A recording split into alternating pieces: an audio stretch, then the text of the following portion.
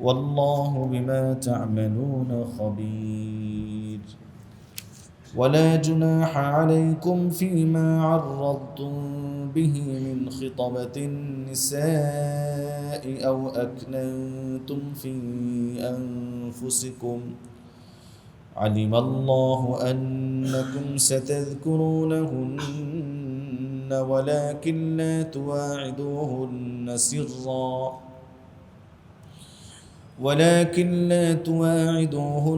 سرا إلا أن تقولوا قولا معروفا. ولا تعزموا عقدة النكاح حتى يبلغ الكتاب أجله. واعلموا أن الله يعلم ما في أنفسكم فاحذروه. واعلموا أن الله غفور حليم. صدق الله العظيم وصدق رسوله النبي الكريم ونحن على ذلك لمن الشاهدين والشاكرين والحمد لله رب العالمين. سبحانك لا علم لنا إلا ما علمتنا إنك أنت العليم الحكيم. سبحانك لا فهم لنا إلا ما فهمتنا إنك أنت الجواد الكريم. اللهم انفعنا بما علمتنا وعلمنا ما ينفعنا. اللهم ذكرني منه ما نسيت وعلمني منه ما جهلت. رب اشرح لي صدري ويسر لي أمري واحلل عقدة من لساني يفقه قولي وبك نستعين يا مستعان. আলহামদুলিল্লাহ আলহামদুলিল্লাহ আলহামদুলিল্লাহ। আল্লাহ রাব্বুল আলামিনের আলিশান সুমহান দরবারে শুকর সুজুদ জ্ঞাপন করছি যে মহান রব্বে করিম আমাদেরকে তাঁর শাহী কালাম পবিত্র কোরআনে করিমের তাফসিরের ক্লাসে উপস্থিত হওয়ার সুযোগ তৌফিক দান করেছেন। দিল থেকে মন থেকে সকলেই কালিমাতুশ শুকর আদায় করে বলি আলহামদুলিল্লাহ। আজকে আপনাদের সামনে তেলাওয়াত করা হয়েছে সূরাতুল বাকারা এর 233 নম্বর আয়াতে কারিমা থেকে নিয়ে 235 নম্বর আয়াতে কারিমা পর্যন্ত মোট 3টি আয়াতে কারিমা আপনাদের সামনে পাঠ করার সৌভাগ্য হয়েছে। আল্লাহ রাব্বুল আলামিন তেলাওয়াতকৃত এসব আয়াতে কারিমায় বিশেষ কিছু বিধান, হুকুম, আহকাম বর্ণনা করেছেন। তার মধ্যে একটি হুকুম হলো বাচ্চাদেরকে দুধ পান করানোর বিষয়। বাচ্চাকে দুধ পান করানোর বিষয় সম্পর্কে আলোচনা করা হয়েছে। বাচ্চাকে লালন পালন করা, তার তারবিয়ত, তালিম, শিক্ষা দীক্ষা এগুলো তাকে দেওয়াটা এটা বাবা মার উপরে দায়িত্ব, কর্তব্য। একটা বাচ্চাকে দিন শিখানো যেমন বাবা মার দায়িত্ব, ঠিক এমনিভাবে একটা বাচ্চাকে দুনিয়ার জগতে চলতে গেলে মোটামুটি যতটুকু যোগ্যতার প্রয়োজন এতটুকু যোগ্যতা শেখানোও বাবা মার দায়িত্ব, বাবা মার কর্তব্য। বাচ্চাদেরকে সুস্থ রাখাটা, সুস্থ পরিবেশে রাখাটা এটাও বাবা মার দায়িত্ব। সুস্থতা অসুস্থতার মালিক আল্লাহ রাব্বুল আলামিন। বাকি বাহ্যিক উপকরণ, বাহ্যিক পরিবেশের বিশেষ একটা দখল আছে। এজন্য সন্তানদেরকে, বাচ্চাদেরকে সুস্থ পরিবেশে বড় করা এটা বাবা মার দায়িত্ব, কর্তব্য। সন্তানদেরকে প্রাঞ্জল বিশুদ্ধ ভাষা শেখানো এটাও বাবা মার দায়িত্ব, কর্তব্য। সন্তানকে দুধ পান করানো এটা মায়ের দায়িত্ব, বাবার দায়িত্ব। যদি বাবা মার মধ্যে বিচ্ছেদ না হয়ে থাকে তাহলে তখন মায়ের উপর ওয়াজিব দায়িত্ব হলো সন্তানকে দুধ পান করানো। এই সন্তানের বাবার উপরে দায়িত্ব, অর্থাৎ এই স্ত্রীর স্বামীর উপরে দায়িত্ব হলো তার স্ত্রীর নান নাফকা, তার খরচ, তার প্রয়োজনীয় জিনিস, আসবাবপত্র, খাদ্যদ্রব্য, দুধ পান করানোর যে পরিবেশ, এই পরিবেশ নিশ্চিত করাটা এটা এই সন্তানের বাবার উপরে, অর্থাৎ এই স্ত্রীর স্বামীর উপরে, সোজা কথা বাপের উপরে দায়িত্ব।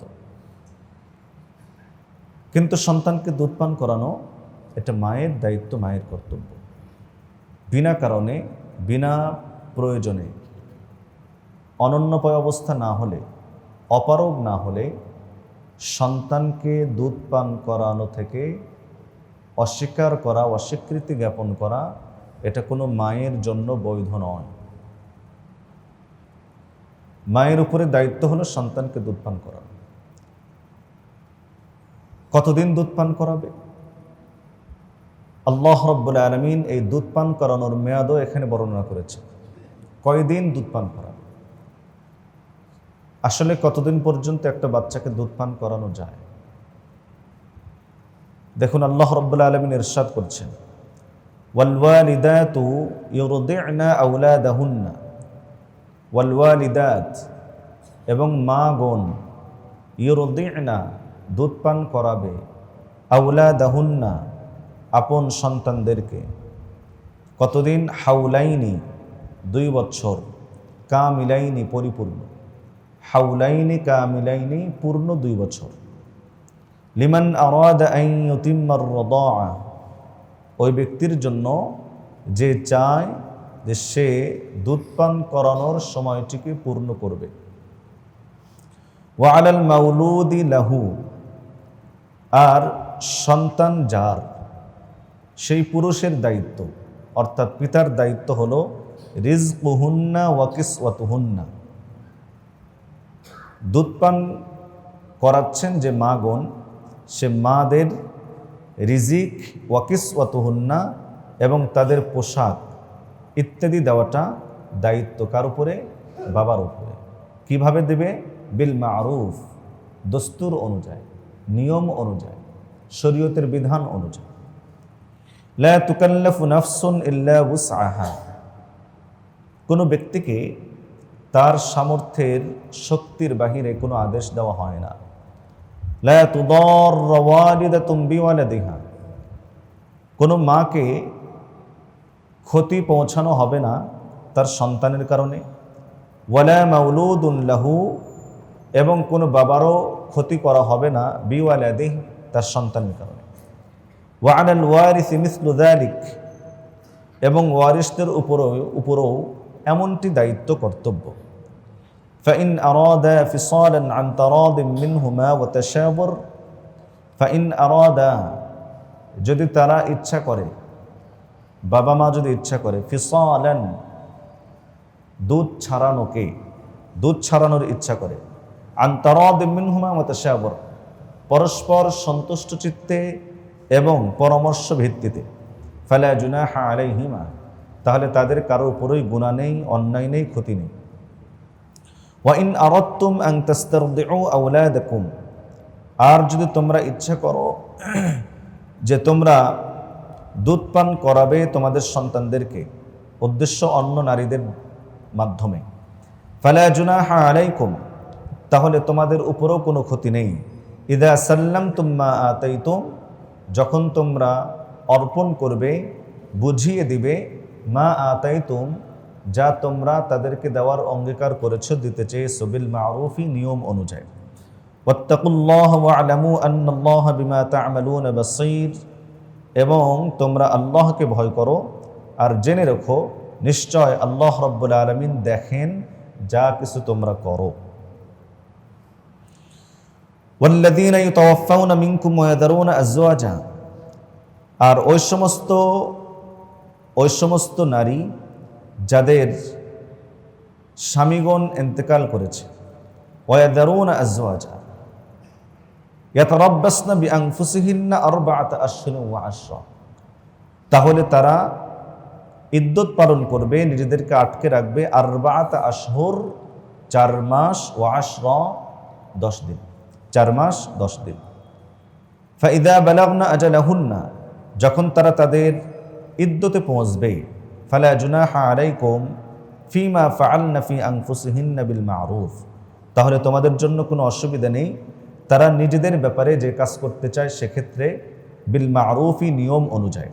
আল্লাহু বিমা তা'মালুনা খবীর, তোমরা যা করো আল্লাহ সে ব্যাপারে খবর রাখেন। আসুন দুটি আয়াতে কারিমার অনুবাদ পেশ করা হলো। প্রথম আয়াতে কারিমায় দুধ পান করানো সম্পর্কে আলোচনা করা হয়েছে, যার সংক্ষিপ্ত কথা একটু আগে বলা হয়েছে যে মায়ের উপরে দায়িত্ব সন্তানকে দুধ পান করানো, বাবার উপরে দায়িত্ব মায়ের সমস্ত ব্যবস্থা গ্রহণ করা, এটা পিতার দায়িত্ব। কোনো মায়ের জন্য এটা বৈধ নয় যে সে বিনা কারণে, বিনা প্রয়োজনে, অপারগতা ছাড়া, অনন্যপায় অবস্থায় ছাড়া তার সন্তানকে দুধ পান করানো থেকে অস্বীকার জ্ঞাপন করা, অস্বীকৃতি জ্ঞাপন করা করতে পারবে না।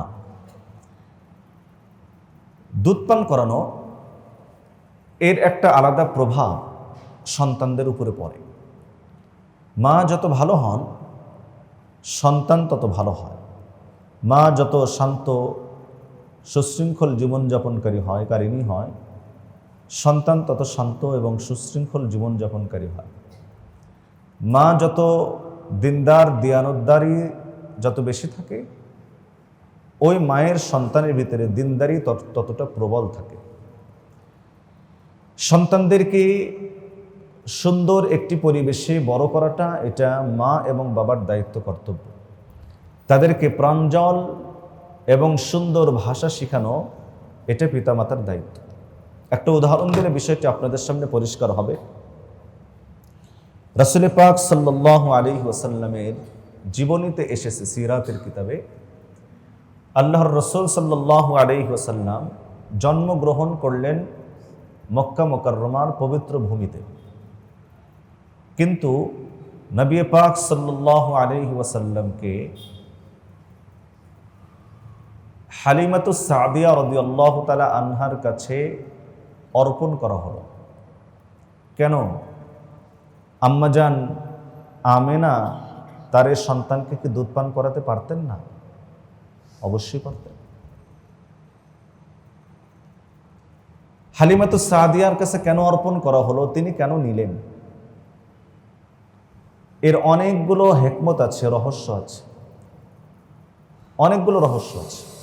তার মধ্যে এটাও একটা রহস্য যে রাসূলুল্লাহ সাল্লাল্লাহু আলাইহি ওয়াসাল্লামকে এক সাহাবী জিজ্ঞাসা করেছিলেন, গালিবান হযরত আবু বকর হবেন অথবা হযরত ওমর হবেন। রাসূলুল্লাহ সাল্লাল্লাহু আলাইহি ওয়াসাল্লামকে জিজ্ঞাসা করেছিলেন, ইয়া রাসূলুল্লাহ, আপনি অত্যন্ত প্রাঞ্জল ভাষী, বিশুদ্ধতম ভাষা আপনি ব্যবহার করে থাকেন। রাসূলুল্লাহ সাল্লাল্লাহু আলাইহি ওয়াসাল্লাম উত্তরে বলেছেন, হ্যাঁ, কারণ আমি ছোটবেলায় বনু সাদে সময় অতিবাহিত করেছি। পুরা আরব জাতির ভিতরে আরবি ভাষার ব্যাপক প্রচলন তো ছিল, এবং তাদের সাহিত্য চর্চা, তাদের বাগ্মিতা, তাদের উপস্থিত বুদ্ধি, বক্তৃতা, কবিতা রচনা করা, অন্যের কবিতা আবৃত্তি করা, সাহিত্য চর্চার একটা ব্যাপক চর্চা তাদের মধ্যে ছিল। এমনি পুরো আরবের ভিতরে আরবি ভাষার ব্যাপক প্রচলন এবং চর্চা ছিল, কিন্তু সবচেয়ে বেশি প্রাঞ্জল এবং বিশুদ্ধ ভাষার অধিকারী ছিল তায়েফের বনু সাদ গোত্র। তায়েফের বনু সাদ গোত্র ছিল সবচেয়ে বেশি প্রাঞ্জল ভাষা। আল্লাহ রাব্বুল আলামিন কুদরতিভাবে নবী পাক সাল্লাল্লাহু আলাইহি ওয়াসাল্লামকে ছোটবেলা যখন ভাষা শেখে, এই সময়টা পুরা আরব জাহানের বিশুদ্ধতম ভাষা উচ্চারণকারী প্রাঞ্জল ভাষী বনু সাদের এই গোত্রে নবীজিকে বড় করেছে। আল্লাহর রসুল সাল্লাল্লাহু আলাইহি সাল্লাম যেন কোনো অশুদ্ধ ভাষা না বলেন। যদি কারো মনে প্রশ্ন হয় যে মক্কায় কি অশুদ্ধ ভাষার প্রচলন ছিল, আমরা বলবো না, মক্কা মুকাররমায় তখনও অশুদ্ধ ভাষার প্রচলন ছিল না, কিন্তু ভাষার মিশ্রণ ছিল। ভাষার কি ছিল? মিশ্রণ ছিল। কারণ মক্কা মুকাররমা হচ্ছে একটি শহর এবং মূল একটা শহর, পবিত্র কাবা গৃহ সেখানে থাকার কারণে পৃথিবীর আনাচ কানাচ থেকে সেখানে বিভিন্ন ভাষাভাষী লোকজন আসতেন। শহর হওয়ার কারণে শহরে মানুষদের মধ্যে একটা মিশ্রিত ভাষার একটা প্রচলন দেখা যায়, ঠিক না বলেন? এখনো গ্রাম অঞ্চলে বাংলা এমন কিছু ভাষার উচ্চারণ পাওয়া যায় যেগুলো শহরে মানুষ কোনোদিন শোনেও নাই, অথচ সে বাংলা ভাষা। আপনি আমাদের এই সিরাজগঞ্জের শহর কেন্দ্রিক চিন্তা করেন, দেখবেন যে আমরা ভিন দেশীদের ভাষা বলতে অনেকটা অভ্যস্ত এবং এটাকে নিজেদের জন্য গর্বের বিষয় মনে করি, তাই না?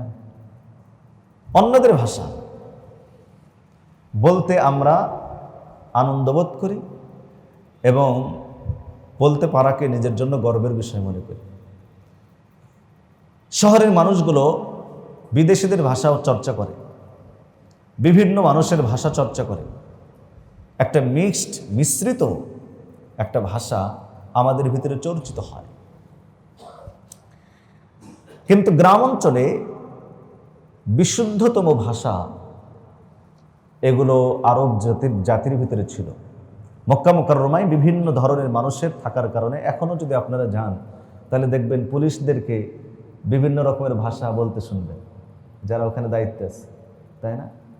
কখনো কখনো আপনাকে বলবে তরিক তরিক তরিক, ইয়া হাজ তরিক, তরিক মানে রাস্তা। কখনো কিন্তু আবার বলবে রাস্তা রাস্তা রাস্তা, ওরা রাস্তাও বলতেছে, বলে না? মক্কা মুকাররমার এই এরিয়ার ভিতরে বিভিন্ন গেটের ভিতরে দেখবেন আরবি ভাষায় যেমন গেটের নাম লেখা আছে, ইংরেজি ভাষায় গেটের নাম লেখা আছে, ফার্সি ভাষায় গেটের নাম লেখা আছে। যেমন লেখা আছে বাবুল মালিক ফাহাদ, 79 নম্বর গেটের সামনে লেখা আছে বাবুল মালিক ফাহাদ, বাব আল মালিক ফাহাদ মানে বাদশাহ ফাহাদ গেট। ইংরেজিতে কি লেখা আছে? শুধু ফাহাদ গেট না, কিং ফাহাদ গেট। হ্যাঁ, তার মানে ইংরেজিও আছে ওখানে। টয়লেট উজুখানাতেও একই রকমের বিষয়, দুয়ারাতুল মিয়াহ লিররিজাল লিন্নিসা, এমনি ভাবে ইংরেজিতে লেখা আছে টয়লেট, আবার ফার্সি ভাষায় লেখা আছে।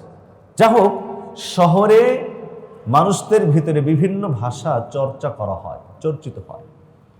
পক্ষান্তরে আরবের গ্রামাঞ্চলগুলোর ভিতরে বিশুদ্ধতম ভাষা চর্চা করা হতো, আর বনু সাদ ছিল তার অন্যতম। এর জন্য নবী পাক সাল্লাল্লাহু আলাইহি সাল্লামের ভাষা শেখার সময়গুলো বনু সাদে কাটানো হয়েছে।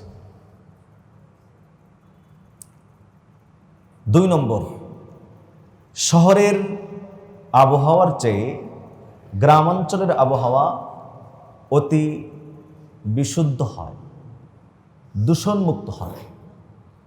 শহরের আবহাওয়াগুলো সাধারণত দূষিত হয়, গ্রামাঞ্চলের আবহাওয়াগুলো সাধারণত দূষণমুক্ত হয়। যেখানে দূষিত আবহাওয়া সেখানে মানুষের সুস্থতা এর কোনো গ্যারান্টি থাকে না, কিন্তু যেখানে আপনার নিষ্কলুষ আবহাওয়া থাকে সেখানে বাচ্চারা সুস্থ পরিবেশে বেড়ে ওঠে। রাসূলুল্লাহ সাল্লাল্লাহু আলাইহি ওয়াসাল্লামের জন্য আবহাওয়ার দিক থেকে সবচেয়ে উত্তম, সবচেয়ে উন্নত, একেবারে দূষণমুক্ত যে এরিয়াটা সেটা হলো তায়েফ এরিয়া, বিশেষভাবে বনু সাদ। এই অঞ্চলকে নবী আলাইহিস সালাতু ওয়াস সালামের বেড়ে ওঠার শৈশবকালের জন্য আল্লাহ তাআলা নির্ধারণ করে রাখছেন। হালিমাতুস সাদিয়া রাদিয়াল্লাহু তাআলা আনহা ছিলেন অত্যন্ত মহিয়সী এবং ধৈর্যশীল, সহনশীল একজন নারী। যেহেতু মায়ের দুধের একটা প্রভাব সন্তানের উপরে পড়ে, এজন্য আল্লাহ রাব্বুল আলামিন পূর্ব থেকেই হযরত হালিমাতুস সাদিয়া রাদিয়াল্লাহু তাআলা আনহার স্তরের দুধ পান করানোর বিষয়টি নির্ধারণ করে রেখে দিয়েছে। যে কারণে হালিমাতুস সাদিয়া রাদিয়াল্লাহু তাআলা আনহা তার এলাকার বনু সাদের তায়েফের 10 জন রমণীর সঙ্গে রওনা করেছিলেন। তাকে সবাই পিছনে রেখে বাকি 9 জন চলে এসেছিল। কেউই রাসূলুল্লাহ সাল্লাল্লাহু আলাইহি ওয়াসাল্লামকে নেয় নাই, আল্লাহ তাআলাও নিতে দেন নাই। কারণ এই সৌভাগ্য রেখে দিয়েছেন আল্লাহ তাআলা হালিমাতুস সাদিয়ার জন্য। এই সৌভাগ্য আল্লাহ তাআলা হালিমাতুস সাদিয়ার জন্য রেখে দিয়েছে। এজন্য ভাই, বাচ্চাদেরকে দুধপান করানো, বাচ্চাদেরকে সুন্দর পরিবেশ প্রদান করা, বাচ্চাদেরকে শারীরিকভাবে সুস্থ সবল করে গড়ে তোলা, তাদেরকে সাঁতার কাটা শেখানো, তাদেরকে ঘোড় দৌড় শেখানো, এগুলো সব কিতাবে আছে। এগুলো এক একটা মা বাবার উপরে দায়িত্ব তাদের সন্তানদেরকে শেখানো। আমরা আমাদের সন্তানদের ব্যাপারে এতটা যত্নশীল না, তাই না? মোবাইল দিয়ে রাখছি অথবা সন্তানরা জোর করে নিচ্ছে। সবার ঘরে ঘরে, আমার ঘরেও বাচ্চারা মোবাইল জোর করে নিচ্ছে, মোবাইল দিয়ে রাখছি, ওদের ব্রেনগুলো নষ্ট করা হচ্ছে। প্রতিবন্ধী বানানোর এক পথে আমরা আমাদের সন্তানদেরকে উঠিয়ে দিয়েছি।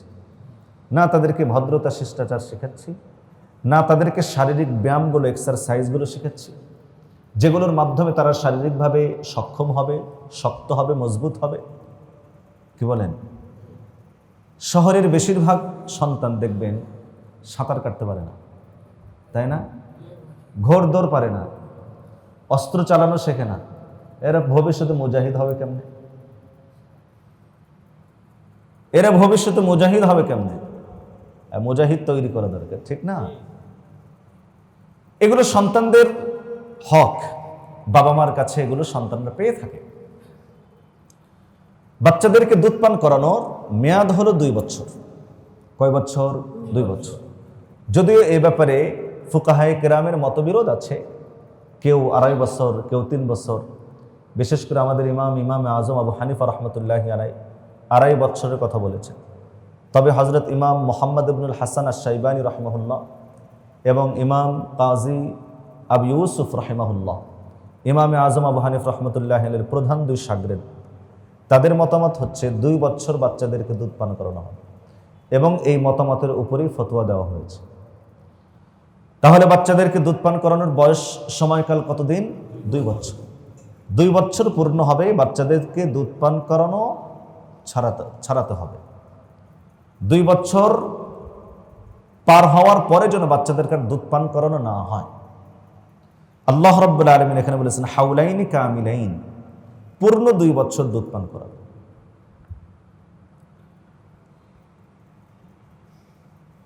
কোন সন্তান যদি এমন হয় যে বাবা মার গাফলতির কারণে, না জানার কারণে, অথবা সন্তানের ভিন্ন কোনো খাবারের উপরে অভ্যস্ত হয়নি, এখনো অন্য কোনো খাবার বাচ্চা এখনো গ্রহণ করে না, আগের থেকে এর কোনো প্র্যাকটিস করে নাই, অনুশীলন করে নাই, এখন আকস্মিক হঠাৎ করে বাচ্চাকে যদি 2 বছর হওয়ার সাথে সাথে 24 মাস পূর্ণ হওয়ার সাথে সাথে যদি বাচ্চাকে দুধ পান করানো সম্পূর্ণ বন্ধ করে দেয়, তাহলে এই বাচ্চা প্রাণনাশের সম্ভাবনা আছে, জীবনের ঝুঁকি আছে, অথবা মারাত্মক স্বাস্থ্যহানি হওয়ার প্রবল সম্ভাবনা আছে।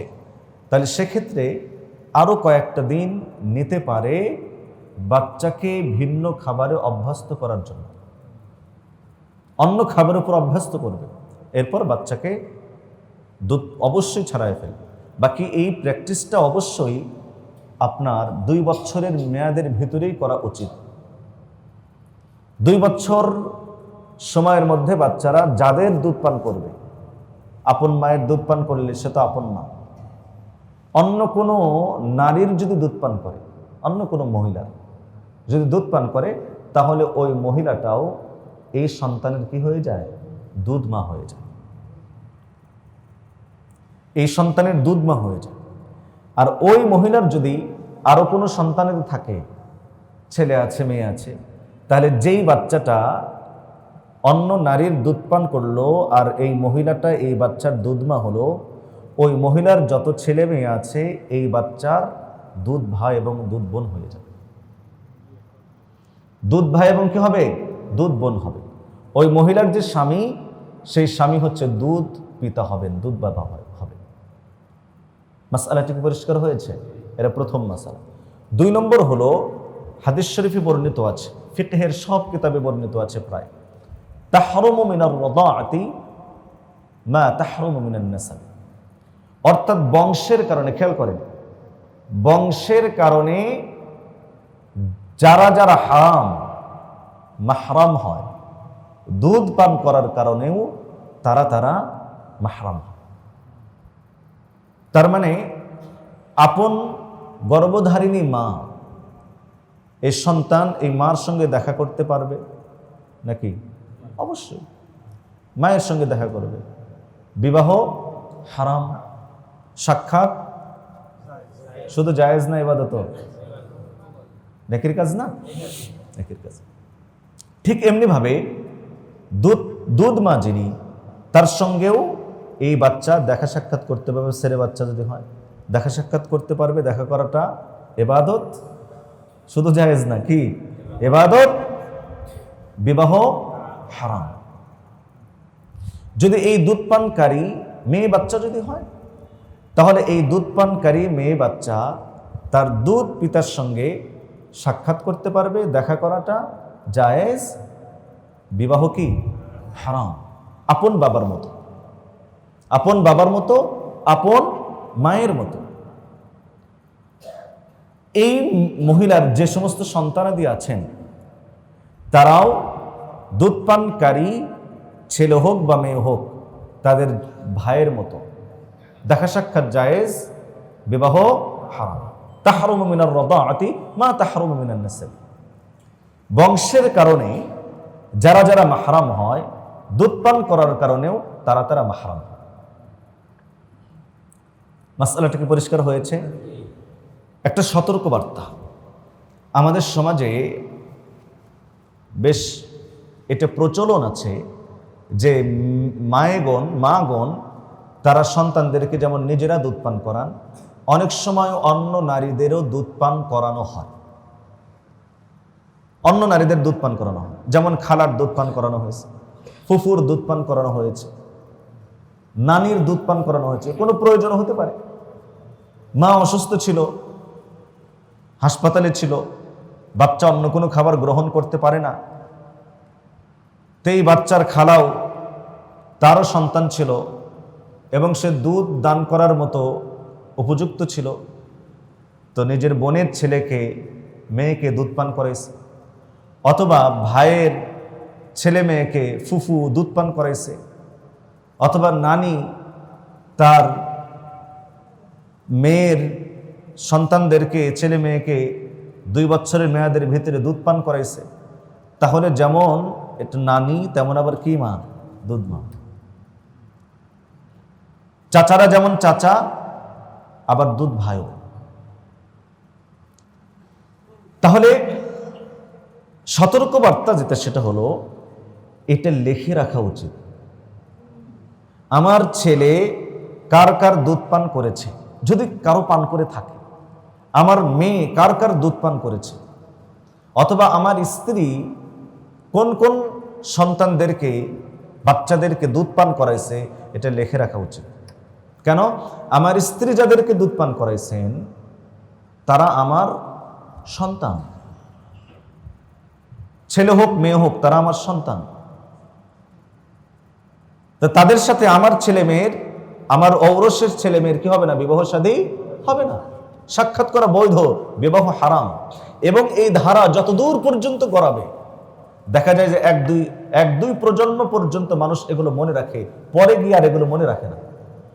যখন মনে রাখে না, তো এই ধরনের সম্পর্ক, দুধের সম্পর্ক যাদের সাথে 2-3 জেনারেশন যাওয়ার পর পরবর্তী প্রজন্মের মধ্যে যাদের সঙ্গে বিবাহ হারাম ছিল, তাদের মধ্যে বিবাহ শাদী হয়ে যায়। এজন্য ওগুলো সতর্কবার্তা লিখে রাখতে হয়। এগুলো আমার গ্রামে এরকম একটা ঘটনা ঘটেছে। বিবাহ ঠিক হয়ে গেছে, পরবর্তীতে একজনের শুধু মনে ছিল যে ছেলেটার সঙ্গে বিবাহ ঠিক করা হয়েছে তার মামাতো বোন, এই ছেলেটা তার নানির দুধ পান করেছে। তাহলে এই ছেলে যখন তার নানির দুধ পান করছে, তাহলে তার মামা এর কি হলো? দুধ ভাই হলো।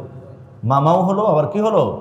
দুধ ভাই হলো, কারণ নানি দুধ মা হয়েছে।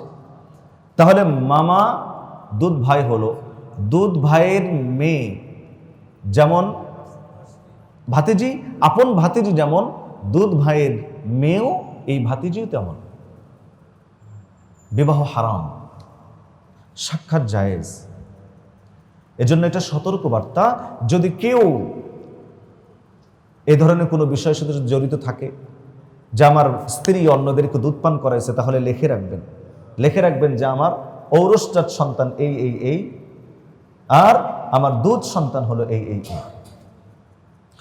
পরবর্তী যারা আসবে তাদেরকে ওসিয়ত করে যাওয়া, এরা কিন্তু আমার দুধ সন্তান। এগুলো লিখে রাখা উচিত, যাতে করে গুনাহের সম্পর্ক না হয়, হারাম সম্পর্ক যেন না হয়। কি বলেন? তাহলে কয় বছর মেয়াদে দুধ পান করাবে? 2 বছর। 2 বছর যেন কোনোভাবেই পার না হয়, এর মধ্যে অবশ্যই দুধ পান করানো শেষ করতে হবে। যদি অপারগ হয়, তাহলে সেক্ষেত্রে মাসআলাটা ইমাম আযম আবু হানিফা রাহমাতুল্লাহ বলছেন অতিরিক্ত আরো 6 মাস সময় লাগাতে পারে, এর চেয়ে বেশি কোনোভাবেই না। এরপরে ধরেন 3 বছর, 4 বছর, 5 বছর বয়সী বাচ্চা যদি অন্য কোনো মহিলার যদি দুধ পান করে, তাহলে এই বাচ্চা ওই মহিলার আর দুধ সন্তান হবে না, কারণ দুধ পান করানোর মেয়াদ শেষ।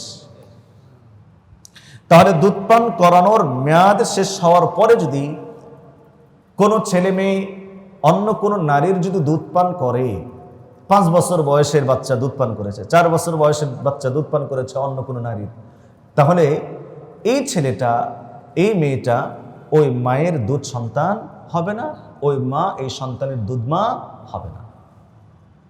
কথা বুঝতে পেরেছেন? তার মানে মেয়াদ যখন শেষ, এরপর দুধ পান করলেও কি হবে না? দুধ পান করানো ঠিক না, অন্যায়। তারপরেও যদি করে, তারপরেও দুধের কারণে, পান করানোর কারণে যেই আত্মীয়তার সম্পর্ক হয়ে যায়, এই সম্পর্কটা আর হবে না। কথা বুঝতে পেরেছেন?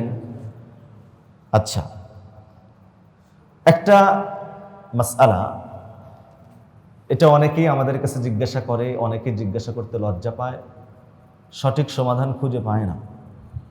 সেটা হলো, যদি কোনো স্বামী তার স্ত্রীর সাথে এ ধরনের কোনো ঘটনা যদি ঘটে, কথা বুঝতে পারলেন, তাহলে সেক্ষেত্রে কিন্তু স্বামী তার স্ত্রীর সাথে দুধের সম্পর্ক স্থাপিত হবে না। তারা স্বামী স্ত্রী যেমন ছিল তেমনই থাকবে। সতর্কতা অবলম্বন করা উচিত। বুঝতে পেরেছেন? কি অবলম্বন করা উচিত? সতর্কতা অবলম্বন করা উচিত। বিশেষ করে বাচ্চা যখন দুধ পান করে, এই সময়কালীনটা একটু সতর্কতা অবলম্বন করা উচিত। এর চেয়ে ব্যাখ্যা করলাম না, দরকারও নেই, বুঝে গেছে। কারণ আল আকলু তাকফিহিল ইশারা, হ্যাঁ, বুঝলে বুঝ, কথা না বুঝলে যা হয় তাই। তাহলে মেয়াদ পার হওয়ার পর দুধ পান করানোর দ্বারা দুধের যে সম্পর্ক, এই সম্পর্ক স্থাপিত হবে না। মেয়াদ পার হওয়ার পরে দুধ পান করানোটা এটা উচিত নয়, এটা অন্যায়। এটা কি? অন্যায়। আগে গ্রাম অঞ্চলে দেখা গেছে যে সন্তান এত বড় হয়ে গেছে, খেলাধুলা করে এসে তারপরে এসে একটু দুধ নেশা উঠছে দুধ পান করার, তো এসে বাস নেশা উঠছে, এসে মায়ের কাছে বসে থেকে অথবা দাঁড়ায় থেকে দুধ টুধ পান করে তারপর আবার গিয়ে খেলাধুলা লিপ্ত। কথা বুঝেন না? এটা কিন্তু অন্যায়, এটা অপরাধ, এটা গুনাহের কাজ। কথা বোঝা গেল? আচ্ছা, এখন অবশ্য মানুষ সতর্ক হয়েছে, এরকম আর করে না। আপনাদের মধ্যে খুঁজলে 2-4 জন পাওয়া যেতে পারে। আসুন এবার আল্লাহ রাব্বুল আলামিন ইরশাদ করেন, ওয়ালওয়ালিদাতু ইরদি'না আওলাদাহুন্না হাওলাইনি কামিলাইনি লিমান আরাদা আন ইউতিম্মার রাদাআ। আরেকটা মাসআলা বলে রাখি আগে, সেটা হলো মায়ের দায়িত্ব, ওয়াজিব দায়িত্ব সন্তানকে দুধ পান করানো।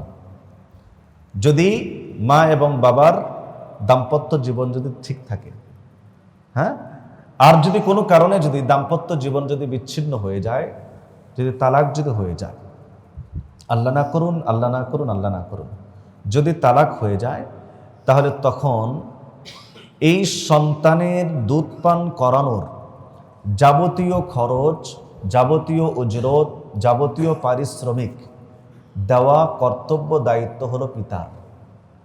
পিতার উপরে দায়িত্ব যে তার কি কমু সাবেক বউ, না ফাইন একটা শব্দ গেছে, তার কি সাবেক বউ, সাবেক বেগম, এই সাবেক বউকে পারিশ্রমিকগুলো দিয়ে দিতে হবে। এই সন্তানকে দুধ পান করানোর জন্য সে যদি পারিশ্রমিক নির্ধারণ করে যে আমাকে, আপনার সন্তানকে আমি দুধ পান করাবো, লালন পালন করব, কিন্তু আমাকে কি দিতে হবে, পারিশ্রমিক দিতে হবে, আমাকে এত টাকা দেওয়া লাগবে, তাহলে পান করাবো। যদি এটা যদি আপনার কি হয়ে যায়, নির্ধারণ হয়ে যায়, তাহলে পর তখন সেটা দিয়ে দেওয়াটা স্বামীর উপরে দায়িত্ব, এই সন্তানের পিতার উপরে দায়িত্ব, কর্তব্য। আচ্ছা, আর যদি নির্ধারণ না হয়, তাহলে প্রচলন অনুযায়ী যতটুকু প্রচলিত আছে সেই দস্তুর অনুযায়ী, নিয়ম অনুযায়ী অতটুকু দিয়ে দেওয়াটা কর্তব্য। দেখুন, আসুন এবার, লিমান আরাদা আন ইউতিম্মা রাদাআ ওয়া আলাল মাউলুদি লাহু, এবং ওই পুরুষ, এই সন্তান যার, তর্জমাটা এরকমই আর কি, সোজা তর্জমা হলো পিতা, সোজা তর্জমা কি পিতা। ওয়া আলাল মাউলুদি লাহু, এবং এই সন্তানের পিতার উপরে দায়িত্ব হলো রিজকুহুন্না, ওই দুধপানকারিণী মহিলাদের রিজিক, রুজি, খাদ্যদ্রব্য, ওয়াকিসওয়াতুহুন্না, এবং তাদের পোশাক ইত্যাদি দেওয়াটা দায়িত্ব, কর্তব্য, বিল মারুফি, নিয়ম অনুযায়ী। কি অনুযায়ী? নিয়ম অনুযায়ী। নিয়ম অনুযায়ী মানে যদি তারা নির্ধারণ করে নেয়, এটা একটা নিয়ম। আর যদি নির্ধারণ না করে, তাহলে ওই এলাকায় কেমন প্রচলন আছে সেই প্রচলন অনুযায়ী দিয়ে দেবে, এটাই মারুফ। লা তুকাল্লাফু নাফসুন ইল্লা উসআহা, আল্লাহ তাআলা বলেন, কোনো ব্যক্তিকে, কোনো প্রাণকে তার সামর্থ্যের বাহিরে কোনো হুকুম দেওয়া হয় না। তার সামর্থ্যের বাহিরে কি দেওয়া হয় না? হুকুম দেওয়া হয় না। তাহলে এখানে উদ্দেশ্য হলো যে এই স্বামীর, অর্থাৎ এই সন্তানের পিতা, এই সন্তানের পিতার যতটুকু যোগ্যতা আছে, সামর্থ্য আছে, সে সামর্থ্য অনুযায়ী দেবে। কি দেবে? সে সামর্থ্য অনুযায়ী দেবে। অথবা স্বামীর যতটুকু সামর্থ্য আছে ততটুকু সামর্থ্য অনুযায়ী তার স্ত্রীকে দেবে।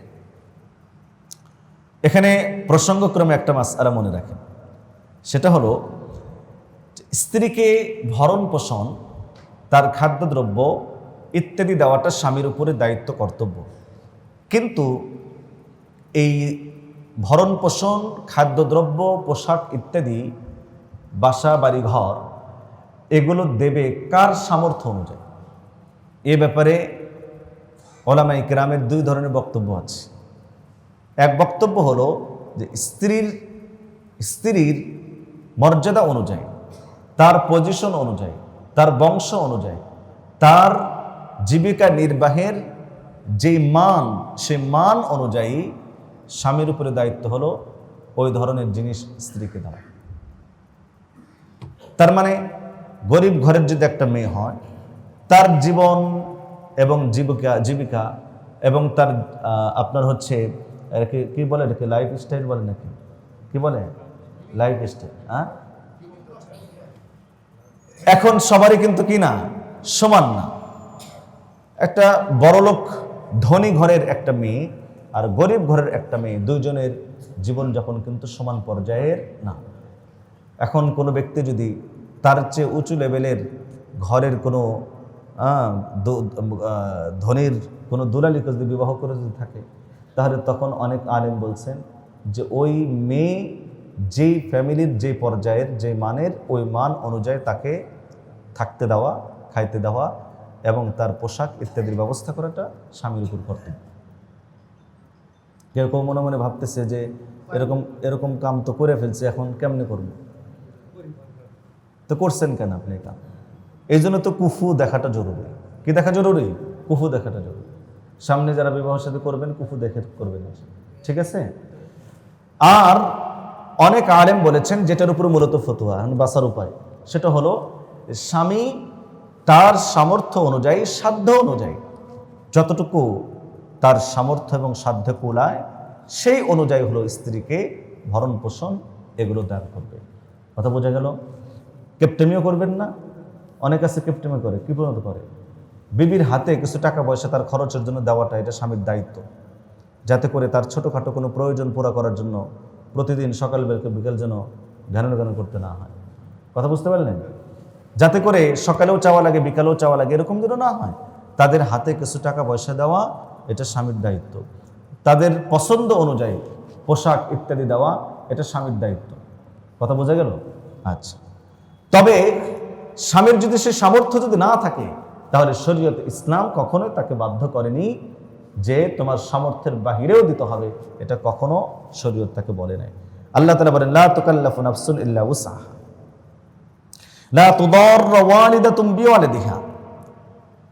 কোনো মাকে ক্ষতি করা হবে না তার সন্তানের কারণে। মানে সন্তানকে দুধ পান করাইছে, এর পারিশ্রমিক দেওয়ার ক্ষেত্রে কম দিয়ে তাকে ক্ষতি করা হবে না।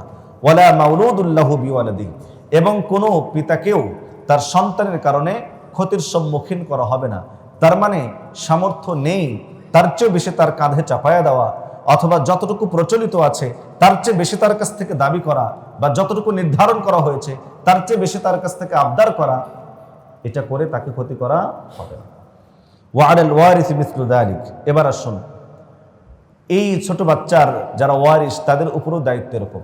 তার মানে যদি এই বাচ্চাটার বাবা যদি ইন্তেকাল করে, বাবা নেই, তাহলে এই বাচ্চার যারা ওয়ারিস আছেন তাদের উপরে দায়িত্ব হলো এই বাচ্চাকে লালন পালন করা, দুধ পান করানোর ব্যবস্থা করা, এবং সে দুধ পান করানোর ক্ষেত্রে যে পারিশ্রমিকগুলো প্রয়োজন সেই পারিশ্রমিকগুলো প্রদান করা।